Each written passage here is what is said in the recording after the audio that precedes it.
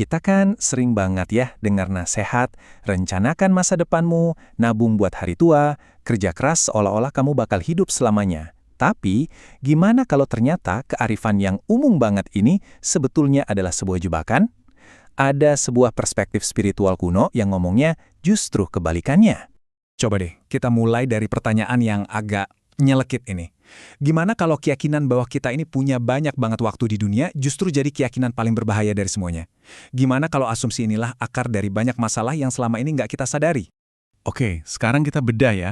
Apa sih inti masalahnya? Dalam tradisi spiritual Islam, ada istilah namanya tulul amal. Artinya, ya panjang angan-angan. Dan ini penting ya, ini bukan soal ambisi yang sehat loh. Ini dianggap sebagai semacam penyakit hati. Penyakit ini munculnya dari mana? Dari asumsi simpel. Hidup gue masih lama. Nah, dari situlah kita jadi lalai atau gaflah dari hal-hal yang sebetulnya paling penting. Coba deh dengerin pernyataan dari para ulama salaf ini. Tajam banget. Siapa yang panjang angan-angannya, maka pasti buruk amalnya. Perhatikan, kata kuncinya itu pasti. Bukan mungkin, bukan bisa jadi, tapi pasti. Ini nunjukin betapa seriusnya loh dampak satu pola pikir doang ke tindakan kita sehari-hari. Jadi pertanyaannya sekarang, gimana sih cara kerjanya? Kok bisa? Cuma gara-gara angan-angan panjang, perbuatan kita jadi rusak? Gimana pikiran di hati bisa jadi tindakan nyata yang merugikan? Nah, yuk kita lihat gejalanya. Prosesnya tuh kayak spiral yang narik kita ke bawah, pelan-pelan. Pertama, kita mikir, santai, hidup masih panjang. Terus yang kedua, dari pikiran itu muncul rasa rakus sama dunia. Ketiga, karena sibuk sama dunia, ya kita jadi lupa sama akhirat. Dan puncaknya, yang keempat, kita jadi jagonya menunda-nunda kebaikan. Motonya jadi, nantilah, masih banyak waktu kok. Ini nih yang ironis banget, sebuah paradoks dalam hidup kita. Coba perhatiin deh, kalau buat urusan dunia, kayak karir, duit, pencapaian, wah kita semangat banget, gercep, rajin, ambisius. Tapi giliran urusan akhirat, ibadah, sedekah, benerin diri, kita malah jadi santai, nunda-nunda, ceroboh. Aneh kan? Harusnya kan kebalikannya. Nah, sekarang kita masuk ke jebakan yang paling licik menurut saya, yaitu jebakan niat baik. Seberapa sering kita mikir kayak gini, nanti deh gue bakal jadi orang baik kalau udah sukses, kalau urusan dunia beres. Kita nunda kebaikan tapi alasannya itu kedengerannya logis banget. Jujur deh, pernah nggak sih kita ngomong ke diri sendiri atau bahkan berdoa, ya Tuhan, andai aja aku kaya raya, pasti aku bakal banyak sedekah, bantu orang, bangun ini itu. Kedengerannya kan mulia banget ya, niatnya baik. Tapi, yuk kita lihat satu kisah nyata yang jadi pengingat super keras buat kita semua. Oke, kita mundur jauh ke zaman Nabi Muhammad SAW. Ada kisah tentang seorang sahabat bernama Tha'labah.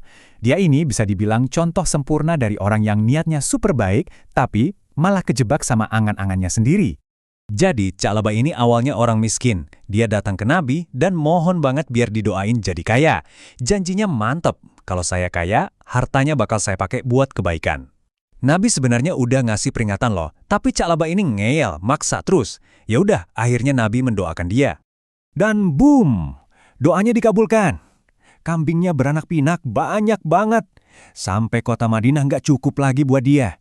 Dia terpaksa pindah keluar kota. Nah, disinilah masalah dimulai.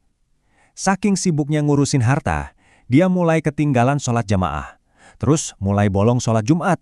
Sampai akhirnya, ya udah, dia benar-benar tenggelam sama dunianya sendiri. Dan puncaknya adalah ketika utusan Nabi datang buat nagih zakat wajib. Apa yang terjadi? Tha'labah menolak. Janji manis yang dulu dia ucapkan dengan yakin, diingkari sendiri. Harta yang dia minta biar bisa berbuat baik, malah jadi penyebab kehancuran imannya. Pelajaran yang dalam banget. Oke, kita udah lihat bahayanya kan? Serem. Terus solusinya gimana? Nah, ada seorang ulama besar, Imam Al-Haddad, yang nawarin cara keren buat membalik skripnya. Dia ngasih kita pembalikan prioritas yang radikal banget. Cuma dengan cara menafsirkan ulang satu hadis yang super terkenal. Pasti kita semua pernah dengar kan hadis ini. Bekerjalah untuk duniamu seolah-olah kamu hidup selamanya. Dan beribadahlah untuk akhiratmu seolah-olah kamu mati besok. Biasanya orang ngartiin ini sebagai, ya ajakan buat seimbang aja antara dunia dan akhirat. Nah, disinilah letak kejeniusannya.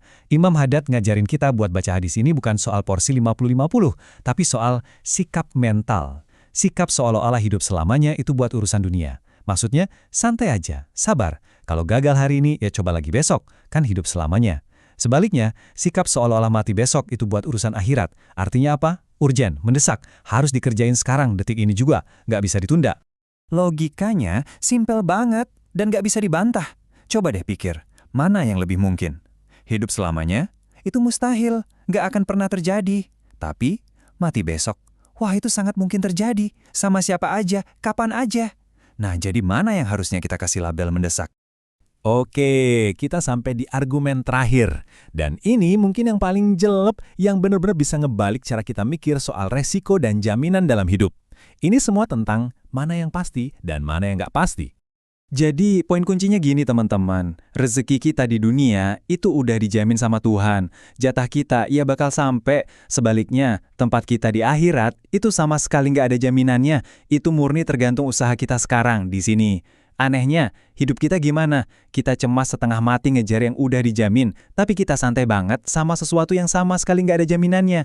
Ini kan logikanya kebalik total ya nggak? Dan inilah ironi terbesarnya.